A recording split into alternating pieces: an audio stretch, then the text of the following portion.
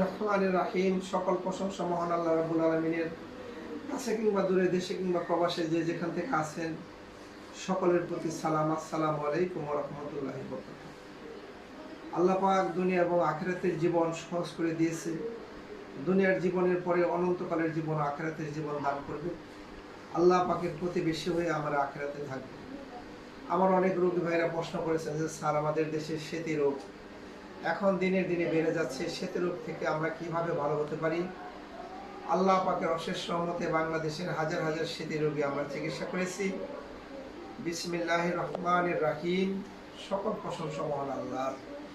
আল্লাহ পাকের অশেষ রহমতে স্মৃতি রোগীরা যদি নিয়মিতভাবে ওষুধ সেবন করে আর ক্রিম জাতীয় কিছু মেডিসিন ব্যবহার করে, আল্লাহ পাকের অশেষ রহমতে অল্প দিনের মধ্যে স্মৃতি রোগ ভালো হয়ে যাবে।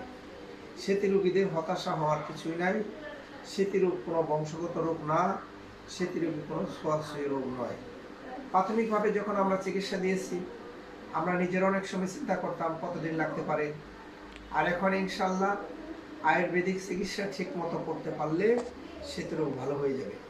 এই জন্য যারা আমাদের ভিডিওটা দেখছেন, স্মৃতি রোগ দেখার সাথে সাথে আপনারা হতাশা হবেন না, আমাদের সাথে যোগাযোগ করবেন।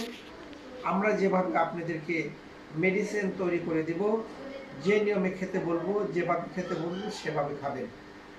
যখন দেখবেন যে আপনার শরীরের সাদা অংশ আস্তে আস্তে স্বাভাবিক হয়ে যাচ্ছে, আপনার মনের মধ্যে সাহস ফিরে আসবে, আপনার ভালো লাগবে, আপনি স্মৃতি রোগ থেকে মুক্ত হয়ে যাবেন। এই কথাটা অপর ভাইয়ের নিকট পৌঁছে দিবেন। অনেক মেয়েদের সামান্য সময় দেখা যায় যে চোখের পাতা, এরকমভাবে কানের পাতা, শরীরের বিভিন্ন অংশ সেতে থাকলে বিয়ে সংক্রান্ত ব্যাপারে অনেক সমস্যা হয়। আমি তাদেরকে বলে দিয়েছি, আপনারা হতাশা নয়, সেটি নিয়ে ইনশাআল্লাহ আল্লাহ পাকের অশেষ রহমত থাকলে আমরা বাংলাদেশে রক আয়ুর্বেদিক চিকিৎসা কেন্দ্রের পক্ষ থেকে স্মৃতি হাসপাতাল করার জন্য ইনশাআল্লাহ প্রস্তুতি গ্রহণ করেছি। আল্লাহ পাকের অশেষ রহমত অল্প কিছুদিনের মধ্যে আমাদের হাসপাতাল সরকারিভাবে অনুমোদন হয়ে যাবে। আমি স্মৃতি রোগ নিয়ে গবেষণা করি। এবছর আমার কমসে কম 2000 থেকে 2500 স্মৃতি রোগের চিকিৎসা বাংলাদেশ, ভারত, সিঙ্গাপুর এবং সৌদি আরবে আমি দিয়েছি।